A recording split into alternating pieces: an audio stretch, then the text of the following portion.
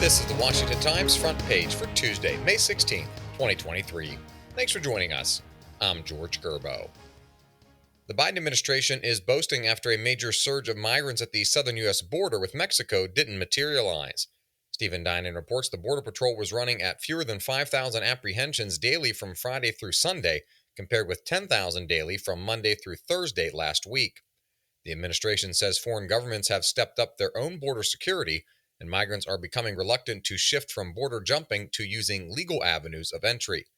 The Department of Homeland Security had been projecting a rise in border migration after the Title 42 pandemic expulsion policy ended on Thursday.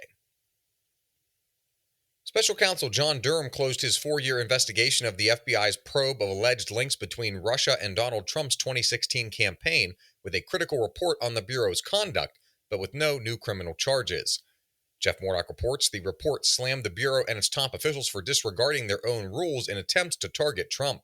He concluded the Bureau ignored its guidelines, failed to consider information that countered the allegations, and failed to show objectivity.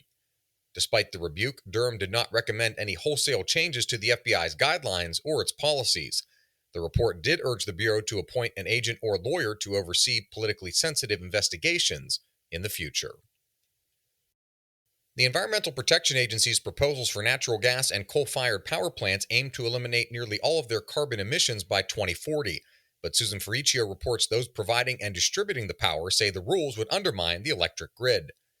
Critics of the proposed rules say rolling blackouts and the power outages that affected 8 states during bitterly cold weather over the Christmas season could become the norm in parts of the country. The proposed rules, announced last week by the EPA, would require the nation's 3,400 coal and natural gas plants to implement carbon capture and storage technology to meet new emission caps. Carbon capture technology has been hobbled at the EPA, where approval awaits a significant backlog of permits to construct storage wells. Plants powered by fossil fuels comprise 60% of U.S. electricity production and would struggle to meet the proposed emission caps. Democrats are striving to make MAGA a badge of infamy on the political stage by injecting the label into debates on Capitol Hill and pinning it on Republicans. Seth McLaughlin reports the slogan, "Make America Great Again," may have propelled Trump to the White House in 2016, but Democrats now believe the label is political poison that will dent politicians and policies. Polls suggest the strategy is smart.